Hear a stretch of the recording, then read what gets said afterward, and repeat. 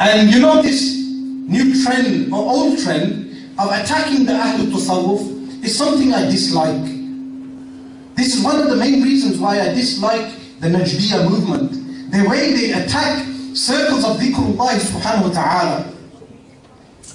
They fail to attack people who go clubbing and dancing, and they have time to attack people who go and attend to these gatherings to say the name of Allah subhanahu wa ta'ala.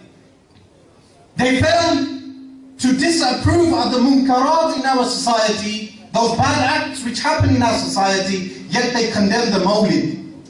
Like the Messenger sallallahu alayhi wa sallam said, لَتَتَّبِعُنَّ سُنَنَ الَّذِينَ مِنْ قَبْلِكُمْ الْيَهُودُ وَالنَّصَارَى. You will follow the ways of those who came before you, al-Yahud, the Jews and the Christians.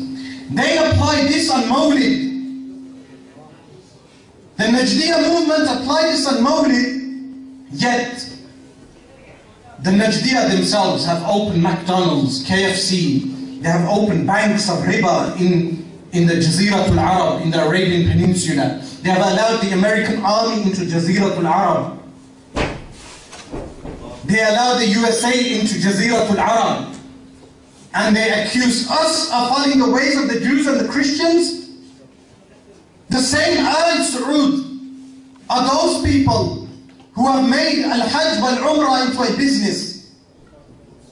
Because you know the oil revenue, they have to give it to the Americans. They are under debt. They could not fight Saddam and they became under debt. And now they must give all the oil revenue to the Americans. And then, you know this woman, Condoleezza Rice, they celebrated her birthday. They celebrated the birthday of Condoleezza Rice.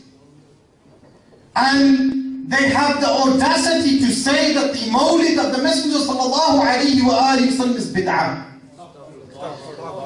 Murtada Khan and Abu Usama and Abu Khadija and all these deviants, shayateen, if they are men, they must condemn the celebration of Condoleezza Rice by the Saudi royal family. They must condemn the conversion of the Americans of the Arabian Peninsula tampering those lands. They must condemn the followers of Dajjal in the Arabian Peninsula.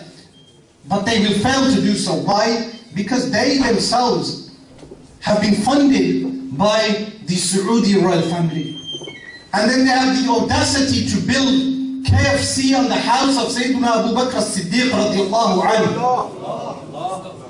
They have the audacity, you know, even Capitol Hill, where the American White House is situated, to build a building higher than the White House is something, a law in a certain mile radius around the White House.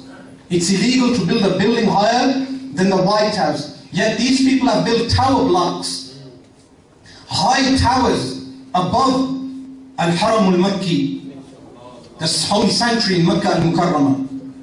And they make the reason that there's no space for hotels. You know why there's no space? Because they have increased the Umrah and Hajj visas to make money. They have increased the Hajj and Umrah visas to make money.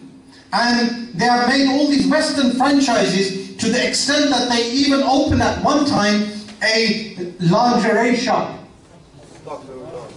A women's gym also. A lingerie shop, I don't know how to pronounce the word, lingerie, the clothing women wear. What they make their women wear, the Saudi Wahhabis, women's underwear. They opened this near Al-Haram al-Makki and then it was closed later. Yet these same people condemn the majalis of dhikr, the majalis of the dhikrullah subhanahu wa ta'ala. They condemn the functions of Mawlid of the Messenger sallallahu alayhi wa sallam. They have failed in their message. They do not represent al-Islam.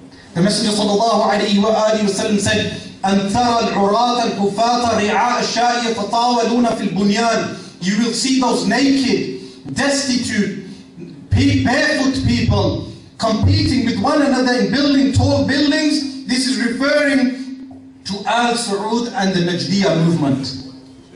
And all those Bedouins who are competing one another in building those tall buildings. So, and that is also ilmul ghayb. The Messenger sallallahu alayhi wa sallam gives us the exact description of how these people will be.